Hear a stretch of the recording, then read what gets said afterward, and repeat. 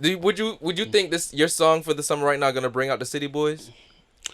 It's more gonna bring out the city girls. I'm sorry, But city you know them girls. The city girls boys are. always trying to find their place somewhere where they ain't their place. You right. You That's right. what makes a city boy a city boy. You right. You right. You I mean, right. city girls are a good financial market. Great financial market. Nigga, I'm about to start being like Nick Cannon. I have like instead of having Wildin' Out girls, gonna be weed and whiskey girls up here. I'm gonna have a pretty girl sit beside me every Weed episode. and whiskey girls. Y'all heard it here first. Deadass. They hiring. So look out. Send your resumes. That ass. Please, Get ready to fill out your W-2. Get ready. Don't do no shit that's gonna get me in trouble. All right, y'all can That's fuck why I with. said me. She's gonna sit beside me. You can get fuck- another chair after this. We Yeah, can right. sit cheers. Yeah, we can cut this couch in half. This is the good cop bad cop type thing. Got it. It's He's the married, I'm married. sorry. It's the married single Good nigga cop shit. bad cop. Got you. That's exactly. Got you. No relation to the real police. Good cop bad cop. Yeah. Got I it. like that metaphor right Got there. it. Got it. Got it. Good cop, bad cop. Yeah, we can put it that way. Yeah. Cause Jack can sit on this nigga like all day. I have fun. He gonna be in the corner like this. Sit on my, Look at sit on this my tip lap. is hell. I got a wife. So I got the a wife. weather today is Boy, if it kill me, don't do that. fuck that shit. Literally, I might die. So I'm listening to a lot of the music in your catalog as well too. You have a lot of artists featured on your shit from CT. Right. How much do you love CT music? I definitely love CT music. I grew up on CT music. A lot of CT music was definitely instrumental back in the time, and a lot of us wanted to start rapping. I'm gonna say it for the people that won't say it. A lot of people that they're not just rapping, making music. A lot of people Drop names who inspired was inspiring Harper. I'm not doing that. I'm talking about myself. Who has inspired you? Talk about me. Oh, names who have inspired me? Yeah. Cool Q. Of course. My boy Future X. Of course. Okay. Future Allah. Back then, Future Allah, whatever you Future wanna know, Montana, man. Future, whatever feature you know, that feature. Yeah, Future. Because he switched lanes with it. That's my boy. Big shout out to Future. He gave me a lot of game on the business aspect and the politics. Definitely the politics. Who else I made a lot of music with? Shout out to Notch. Well, I was telling y'all earlier about a big drop, and it's like he's from Born Jamaicans. The guy that I said sing nothing no go. So he's from a group called Born Jamaicans. Hartford, Connecticut. He's from Hartford, Connecticut. Really? The guy that sing that song, in case you didn't know, he's from Hartford, Connecticut. Really? And I linked up with him and he gave me a lot of good insight. It's a lot of good insight. He's an artist that I'm looking to work with in the future. We got some shit coming. And who's more artists I can see I work with? I did a lot of work with Future, a lot of work with Cool Q. Well, one song with Cool Q. I also did a lot of stuff by myself besides that. You know what I'm saying? I work with Neville a lot. I work with Bill Black. Shout out to Bill Blacks. I've worked with OT the Org. That's my boy Howell. You know what I'm saying? A lot of artists I grew up with. But mainly the ones that's been showing me love is Cool Q and Future. Me and Future actually got a lot of work coming in the future as well. Future shows a lot of love out here. That's what I love about Future, and that's why it's easy to love Future because he loves a lot.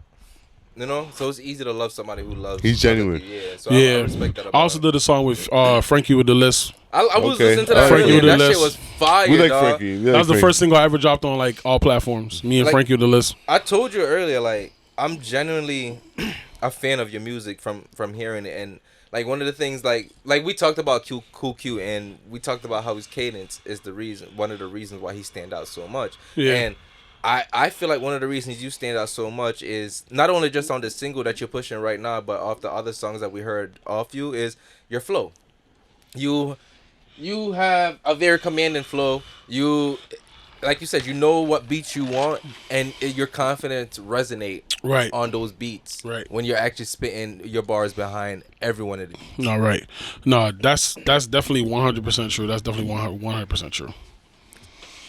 So And that's why it's so easy for me to like command rooms. Like that's so easy. That's why it's so easy for me to like go up on stages and grasp attention and keep the crowd and move the crowd and know how to keep them with me and stuff like that. Because it's like it's natural. Like it's my personality. It's who I am. I'm not afraid to get out there and speak to people and talk because I'm very articulate and shit like that. It leads back to all of that.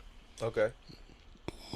Okay. Mm-hmm. Hottest bar on top of your head right now that you wrote. He said hottest bar off the top. It's so many. I can't choose Drop one. one right now. It's so many. What's your favorite bar, actually? Favorite bar. From you. My favorite bar is probably when I said, It wasn't a freestyle when I said I might just kick something. I might just kick something for Go y'all. ahead. I said I kill beef, so don't start it with me. Cause y'all know I take off anybody head right now that want problems with me. Who hotter than me? Who hotter than me? I said I kill beef, so don't start it with me. Cause y'all know I take off anybody head right now that want problems with hotter than me. Nigga, I ain't missed yet like Jordan from the free throw line, and I got Stockton with me, pass it off. Get it now, then the pack is gone. If you ain't scoring, give it up, homie. You gotta pass the ball at the ratchet off. I was scary, kinda young, now I'm for the bullshit every day, just like a matador. Why is that you ask? Cause life get crazy. Aftermath to him and them, and man, life so crazy. And hold on. Okay. You know what I'm saying? Okay. I spit so much things is like Okay. I spit so much. I said live from Hartford, A60. That live from Hartford, repping Brantford Street, like not A60. Hold on, I said live from Brantford Street, not. I said live from A60, not 203. Representing Brantford to the fullest. Spliffs, I pull it. This runs I'm puffing, it tastes so bussin'. While I'm roll running, money coming. Don't get confused and say I'm still in the style. This is me paying homage back to Biggie for now. Till I meet him afterlife, I guess I'm ready to die. But I ain't talking suicide, I'm talking ready for how. Life will leave you all the ups, you better be ready for downs. Think you smiling every day, you better be ready to frown. Shit get real in the field, can't swim you or drown. Got a permit for the stick, gotta be ready for clowns. That's upset you upgrade and them grade going down. Ain't got shit going on, same spot like a mound. Pitching lines, they move base like home runs in your town. But we know that's all cat ball game, move around like I do shit like that. Like that's witty. And then come in the second verse and say, get it, ball, game, cap. Move around, pitching lines, they move base like home runs in your town. Ain't got shit going on, same spot like a mound. I just flip baseball to break analogies down. The balls will go over your head, got you missing the sound. No shorts, don't give a fuck if he missing a pound. Could be trying to get an eighth, half, zip or ounce. If he ain't got straight bad, then I'm skimping him now. People love me, can't get enough the way I'm shaking the ground. After party always a go, after killing the crowd. Hotel with my crew and we stank in the lounge. But the owner, she ain't tripping, she be smoking aloud. Gave us some gumbo, got some grabba uptown, like on Albany Avenue uptown. Got some grabba uptown. Started with platinum, she smoke high tolerance now. I could teach you all the tricks to make your smokers evolve, like shit like that. Like that's fire. Storytelling, but like witty, like, you know what I'm saying? Yeah, and excuse me for chipping up, but y'all press me in the middle while I'm drinking and smoking. That's why I say I don't want to smoke too much, but I'm gonna give y'all some shit. I love that energy, nigga. Yeah. I love that energy. That's the type of energy. Yeah, I'm human. That's how you know your confidence in your lyricism. Yeah. You know, you're not afraid to spit whenever you, even if we're not called for it, you give yourself a reason to spit. I gotta give y'all something. As I said, excuse me for chipping up, but I'm smoking, drinking. You know what I'm saying? But it's cool. Do your thing. How important is it? Go ahead. Have you always had that confidence in your ability? I did not always have that confidence because what built it? Excuse me. What built it was spitting some shit like finally building up the confidence. Say, let me say this out loud in front of my friends. And they're like, that shit was alright, but Biggs, you can go a little harder than that, you know, because I'm Biggs. When you live back to Jamaica, Biggs. When you fat, your nickname is settled from Jump Street. Facts. You're Biggs. Butters you know what I'm saying? Biggs. Fata Biggs are whatever they want to call you for the day. But it was like, no, for real. Y'all know. But it was like, niggas be like, nah, that's it. That's not it, though. I'll be like, kind of like, huh? But at 19, 20, I'm like, what you mean that's not it? But that's really not it. And then I hit 24, 25, and they're like, yo, you said da-da-da. And you start seeing how people react different to how you had to go through the stages of writing a little different and being more confident, having your cadence down pack and knowing how you want to sound, even the tone of voice when you rap. Like, notice I talk like this, but when I rap, it's more like a, you know what I'm saying? You got to have all that down pack. So, like, it took me a while to gather up the skills that I needed to sound the way I sound. It just took me a while. Like, people giving me constructive criticism over the years have took me a far place. What year would you say is your MVP year for when your confidence finally just started resonating? 2021. 2021. I feel like it's something specific. It was 2020. It's a moment. It was 2020, but when it hit, when 2021 came and My Whip hit the radio and Michi's messing with me and G Money's messing with me and everybody's, yo, I heard this song on the radio last night. That's I'm like, all right, I know I got it. And people that never see me and tell me they like my music or even heard my music, random people, I'm walking on, I'm going to see somebody for whatever, and they're like, yo, you got it, yo. I ain't gonna lie, I wanted to wait till I see you and tell you like I got it. And I really want to tell them, tag me on the internet and tell people I got it. Tag me on the internet, tell everyone I got it. On moments. But it's okay. But I love those moments because it means that I'm doing something right. Facts. It means that I'm doing something right to answer these kind of questions that you're asking me. Like, that's what happens to let me know, like, yeah, I got it. Question. Okay. When we get the nickname like we get, especially from Jamaicans, like Bigs, Fatas, like, Right. how does that hit when we first hear it? How does it hit when we first hear it? Like emotionally, it's almost disrespectful. Yeah, like how does it hit? It's disrespectful. Cause see, I got a funny story for that. See, me being American now, right? Cause I was born in America. No, but this is where my American side Yankee. shows, right? My Yankee side shows. So I go to Jamaica maybe 2006, five or six, and the guy just like, yo, fata big ya Wrigley's now. So I'm like, what? I'm looking at this dude like, first of all, what is a Wrigley's, bro? And second of all, what the fuck did you just call me? Because I'm like 13 years old, tight. Like, why is this man? Chewing gum, I don't dog. know this dude. Right. I really had man. They said, no, in my talk about, because the man might say, yo, give me a Wrigley's, dog. And I look upon him like, yo, what are you, a Wrigley's? So now at this point, so check it out. Let me take a drink. I gotta roll. Yo, fuck that's making my Wrigley's. So now at this point you feel like he's fucking with you on purpose. Say I'm lying. I know it feels personal. It feels personal at first. What's the question you asked me? How does that feel? Yeah, how does it feel? Like, does it feel personal? Like It getting feels attacked? personal, dog. Like, why the fuck would you And say that's that? why I gave y'all the Wrigley's with it to let y'all know. First of all, I don't know what you're talking about. And second of all, who is fuck is Fatas? What Fatas? I'm looking at it like, who are you, bro? Can't even get the Wrigley's yet. They can still pass Fatas. Vex, dog. I'm making no Vex. Free Vex. I'm sorry, I can picture it. So then,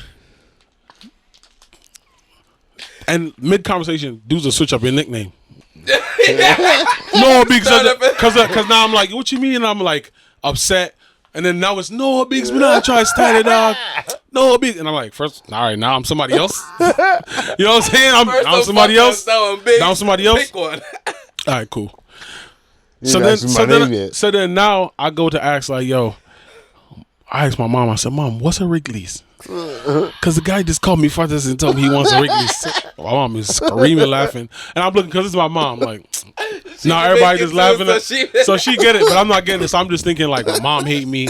These dudes hate me. To answer his question in thoroughness, like, that's how it feels, bro. And she's like, it wants some chewing gum. And I'm like, that's funny because I had gum. And I was like, I had gum. And I couldn't put it together because I'm 13 years old, but I had gum in my pocket in my hand. They saw me with it already, like, you know what I'm saying? Crazy. So it was not personal at all. Not personal at all. Nigga just wanted some chewing gum because he saw you with it. Crazy. Damn. That's a real story, bro. Call my mom right now. I should tell you. The reason I asked is because we had 12 rounds on here. Right. And Shout out to 12 rounds. And he talked about his life-changing experience about when his weight became a problem. Like, he said he was okay being the fat rapper. So that's just me transitioning to say is, do you see that as your image as your career perspire? Or as your career start to prosper? I'm glad you asked that question because it's a good question. I see what you're saying, and yes and no. Yes, because at this current point, the branding that I've done has been kind of around that. The fat, cool, fly, getting money rapper. But like, no, because I know that my style is so unique that I can still write and appease to a different crowd. Okay. But the only reason I asked is, again, it transitioned to what he says as well, too, because he was like, as long as he felt like he was delivering bars and being a great rapper, like, his looks didn't matter. But then he had that life encounterment where his life depended on it. Like, if he didn't lose the weight, he would have not been able to survive to be a rapper. Right. So it's like, would it have to come to that for you? Or have you considered taking another journey in terms of what you consider healthy physically? No. I'm not saying you're not in shape. No. Because he broke it down to us saying, like, the skinniest people can look like they're in shape. But and be unhealthy, and big people that look like they're not in shape, but internally they're in shape. Right. So we can't judge a book by its cover. Nah, to confirm, I'm out of shape. Let's put that out there. Hello. Hello. Let's put that out there. And the people that's watching this that know me, they're like, that's Biggs. He gonna do it like that. Yeah, man, I'm Biggs that. Dog. But Big time. my motivation. If he didn't know. I didn't even know that was 12 round story. Because I know 12 rounds, he's a cool person. I didn't know that specifically though. But my motivation specifically is my son. Okay. Because dude like to run, and I don't like to run. So that's already a challenge. But you ain't gotta an worry. opposing factor. Like Like, If my son likes to run. I don't like to run either. It's like this. If he goes out in public and he decides to run off, you can't even catch him. And if I'm getting bigger, I'm definitely not gonna be able to catch him. So Because he's getting bigger and faster too. so that's my motivation. No, I'm not even trying to be funny. My son, like, and not just running after him. And like, if I don't want nobody else to raise him, I gotta be here. Facts. If I don't want nobody else to raise my son, as hard as I don't, and I know nobody will, I gotta be here in the first place. For me to even make good decisions for him. So that's been my motivation lately. I haven't been in the gym as hard as 12 rounds. He's definitely motivating on that aspect because dude goes crazy in the gym. I do go to the gym sometime, and when I was going to the gym, I used to see him down there playing the fitness doing his thing. I done seen him down there a couple times, so you know what I'm saying? Shout out to him and all that, but my motivation to definitely do that is my son. That's actually a big motivation right there, Yeah. especially this nigga being a dad at all, and me just pulling out every single chance I get. Yeah. Right. I love the fact that I pull out. How is Yo, I just realized what this nigga said. He crazy. Yeah. Hey, yeah. He Just not crazy. getting that. He's very crazy. He's crazy. Think about this. I have to hear every single time we go and talk to anybody. I hear everything he says. Right. And then sometimes it got to the point where now I know what he wants to say sometimes. So he just says it for me. But or sometimes he doesn't say what he really wants to say. He holds back. It's because we're getting bigger as a platform. Right. So, as much as we were uncensored back then, we have to realize we have to have different approaches Yeah. to our conversation. I'm still going to say the shit that I say. I'm just going to say it differently. That's about all.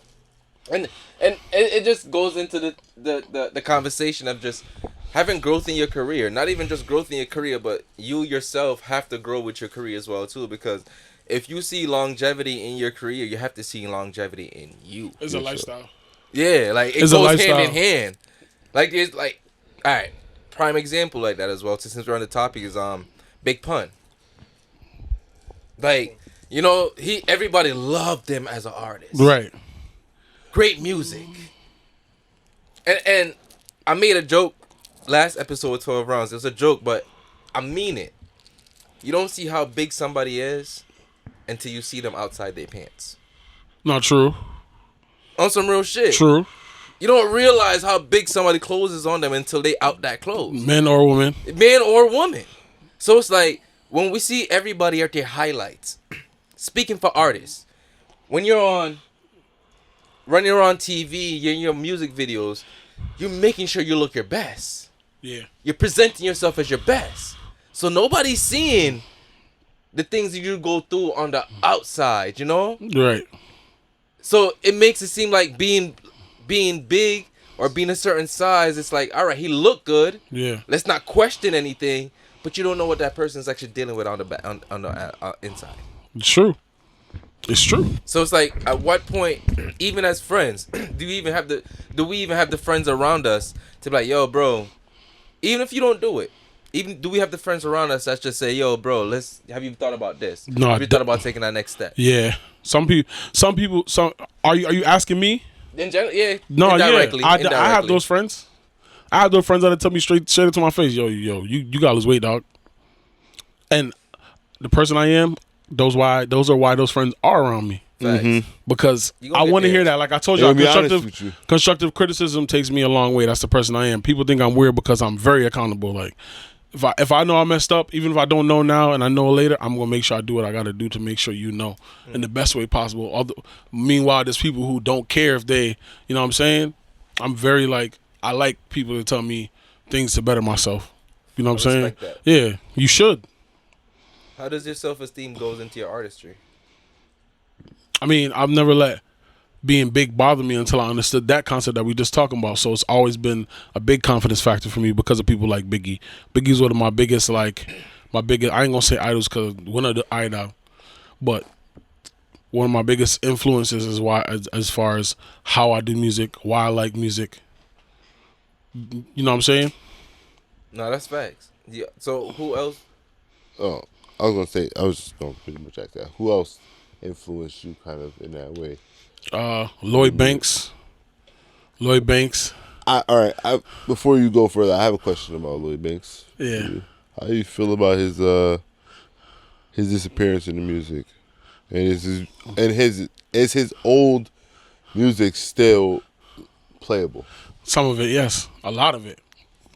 A lot of it. Okay. A lot of Banks freestyles ain't gonna die. I think Banks is one of the best freestylers at that time. Yeah. Like, by far. Like, every time he dropped a freestyle, So, back then, right, at that time, Territorials and Who's Fans of Hugh was very huge. Yeah. If you was a Cassidy fan, you're not a Lil Wayne fan. Right. You know? Or something like that. Yeah, so at If you that rolling time, with D-Block, Yeah. you ain't rolling with 50 exactly. Yeah. So at that 50 and time, them. your fandom was very territorial. Yeah, and that's crazy because I'm gonna touch on that. It was like 2013 or 2012 or probably 2012 or 13 where I first heard D-Block freestyle battling against 50 in them. And dude's like, you ain't hear this? I was about to Dude's say, in the you hood just like, you heard ain't that? hear this? And I'm like, I was such a G-Unit fan, I wouldn't even think of to hear what Jadakiss and them talking about besides their mainstream music. Fact. You know what that just made me realize, bro? That's just our Instagram feed filters. We only see on our filters, on our feed, of what we actually want to see. Yes. We've already The been algorithm. Doing that. We've already been doing They that built before. they built the around algorithm how based we off the already number. was. This is what they That's- did. This is what they did. That's what. This is what they did to the music. This is what they did to the music. I just thought about But that. that's what the algorithm is. They just base it on what you do as human nature. So now Bro, you don't feel literally, uncomfortable. The other day, I took a picture with some Viper glasses, some sports glasses called Viper glasses. Talking to people about them on Snap, talking to people, post them on Instagram, post them on Facebook. 10 minutes later, I'm on Facebook feed. They're showing me the glasses for sale. Yes. And I said, how did they catch that fast? Like every time. It's not the first time I realized it. I've realized this for years. I'm somebody that's been on. I know about this shit. So like, to catch it that fast was like to see it every day happen. I'm like, and people don't think nothing of it. I'm like, they're in our brains. No, and people are in a thankful sense, for it. Some people are thankful for it. yeah, because they could feed them the options that they want. Feel like they want. I read a book in high school that changed my entire life when it comes to that shit, my nigga. It's called Feed. I don't remember the author, my nigga, but it's called Feed. Word. And it's all about having an implant in a chip in your brain, a supercomputer chip in your brain that allows you. You don't think. They don't think no more. Yeah. The chip thinks for them. It presents ads for them. It's to the point they don't even speak to each other. They speak through the chip. That's Black Mirror. But that's been coming out before that. It's Black Mirror. In books. That's Black Mirror, bro. On some real shit.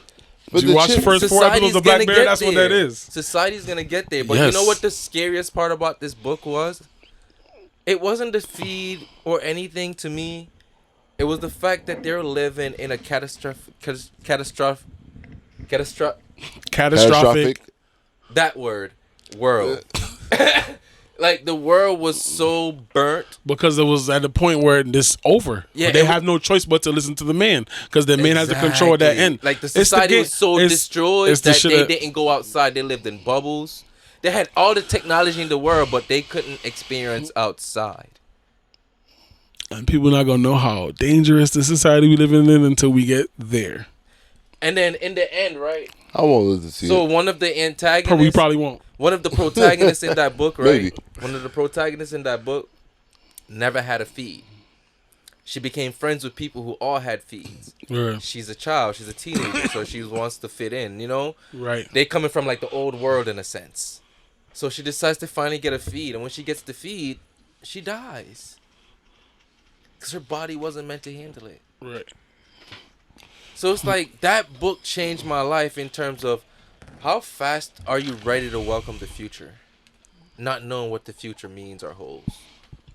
It's not like they're giving out the terms and conditions for everybody to read. Yeah. And it's not like even if they gave out the terms and condition, we will read it anyway. I don't. We just, as long as it says flying cars in bold letters, we sign it. This is part of this. They look at the terms and conditions and be like, this part is minuscule. Just give me the app.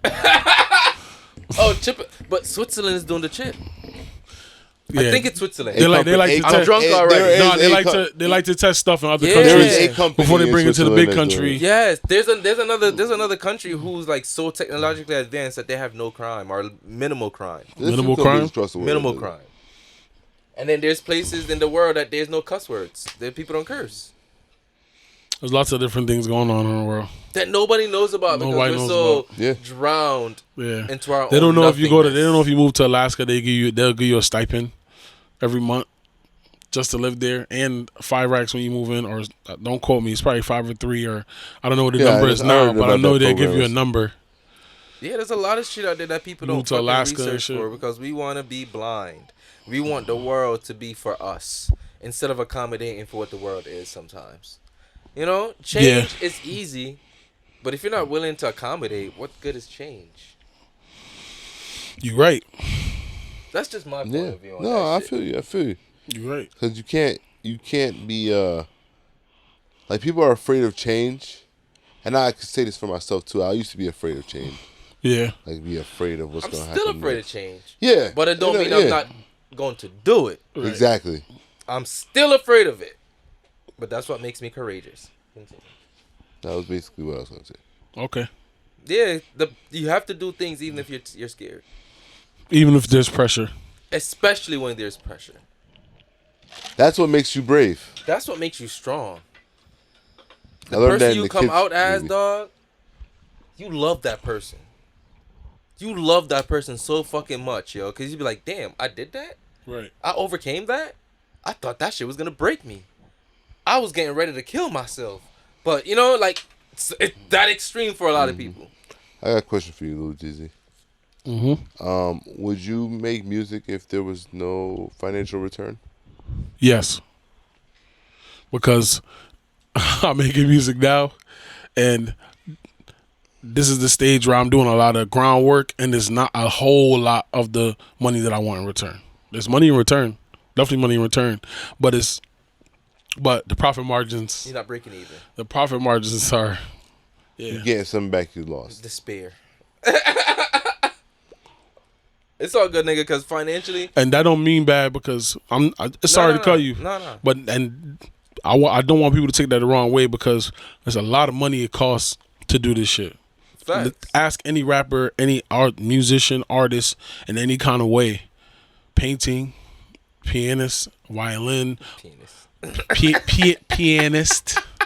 Oh, immature, pianist. Meaning piano players. Cause when I fight for that, but anything somebody got to put out their artistry, that shit costs a lot of money. Art is not cheap. It's not cheap. It's not cheap. Access man right here. On some real shit. Access man right here. It's not cheap, and I did a lot of art in different variations to know that. To pay for publishers. No, I self-published. Boop. I didn't pay for a lot of things that I paid for in time. Big up. Like a lot of things that I would have paid for, I paid for in time, frustrations, and just learning it myself. To be honest with you, I'm one of those people where if I want to do it, dog, I'm just gonna do it. I'm not gonna rely on other people, other things. It's like, what can I control to the most of my degree to make this shit happen? Facts. And I do it. To the most That's of your how ability. I make everything happen. Yeah. Focus on what I can control on to the most that I can control, and do it, and leave everything else up to the universe and to God. To me, God is the universe. I'm a spiritual motherfucker. I hear you. Yeah, I'm very spiritual. And Without God, there is no spirit. But so we're not gonna do that. Anyways. No. I'm gonna give one insight on it. Right, this is my insight. So when I say I don't use the word God, it don't mean I don't believe in a God. Of course. It just means that I'm trying to eliminate the traditional ideology behind what God is to society.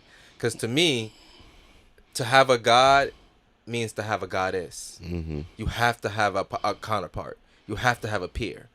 Balance. Yeah, exactly. And a lot of society don't talk about the female balance. Because it's a patriarchy. Exactly. And to me, yes, sir. From my experience and from my living, I came from a black woman. A black woman was part of my procreation just as much as a man. The biggest part. she carried me in her womb just as how the man put me in there. Yeah. So she facilitated a little bit more in terms of that as well too. Right. Like the man determines that the fact that my gene, the man determines that, but in terms of who vesseled me, that was a black woman. Yeah. So in terms of who my God is, it's a black woman. I also think And you want to know why he's not wrong with that? Because God is not a person. It's a spirit.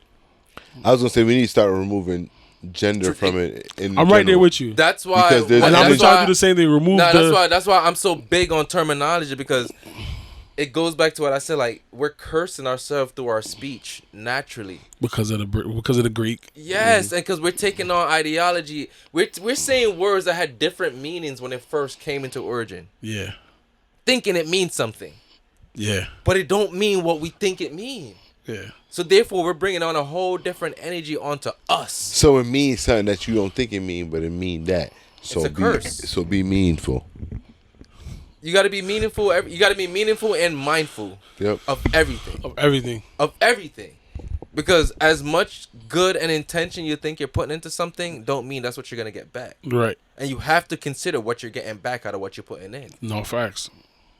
Because people will sit here and keep putting, it's like, no, but I'm meant to get this. No, I'm meant to get this. No, I'm meant to get this. And they'll keep putting in. Yeah. And then after a while, they're so drained, they can't even keep putting in for the same shit no more. They die. Yeah. Whoa.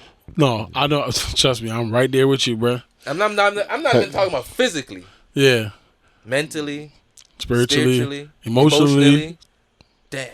What has been the biggest reward for you so far? The biggest reward for me so far, are you talking musically? Music. Musically, definitely two things. My music being on the radio on like a heavy rotation. Shout out to DJ Michi. Shout out to DJ K Fresh. Shout out to G Money the Prince. And it's definitely going on them 2 small tours with G Money. It taught me a lot about the tour life and how it is to go city to city on that bus and like really be like have to really like what stick was it out. That like? Stick it out. It was cool. It was cool. It was like going to different places and seeing how people react to you. Like New Jersey, I got footage on my Instagram. Make sure you follow me on Instagram. LUDIZZY. Everywhere that you want to look for me is LUDIZZY. That tour, New Jersey was crazy. Cause like when they heard I had a song with Future, the Cut It Off song to another Jamaican sample, and when they hear that, they're like, it's just like the way the song is going, and I'm like doing what I do in the crowd, like, and they were very receptive. Like, you can have good content, you can have good music in certain places, people not really with that kind of content, and they're not really gonna give you that reception, but certain places they do receive certain like music differently, and like Jersey was definitely one of them places that was crazy. Philadelphia was crazy, and definitely Brooklyn, because I did like 2 small tours. And it was just like, it was very, very, very like, it's what every rapper said. It's like very tiring. Like to go do a show today, go to work tomorrow, go do 2 more shows the next 2 days. Like that shit really tiring because you up on that stage 10 minutes every night, 15 minutes every night or whatever it is. Oh, we did this podcast, guys, where we like, we record, then we go to work, then we go do an event. Right. Then we come back, go to work. Right. Then we gotta edit. Right. And then, hey, we gotta record the next day again. That should be a lot, right? And that's like just a week already, and a week go by without you even realizing it. On some real shit, so time fly when you're doing what you love. On some real shit. 3 hours of sleep. Yeah, because it's like you don't Don't know, matter. because there's so much things that come with the journey. It's not just doing the music. It's learning the outside of the business, the inside out of the business, the marketing inside of it, is having conversations with certain people, you know, things like that, and just mastering your craft. It takes some time. No, it's definitely true. Definitely true. Like one of the things I could definitely say, I remember that I took a big lesson from on one of them tours was like one night I had a show in Brooklyn, and I went to the show. I had work the next morning. Went to the show, left the show, got home by like 3.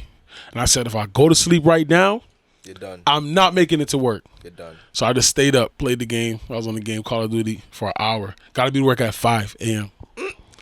5:30. I did some shit like that before. Yeah. I was so drunk.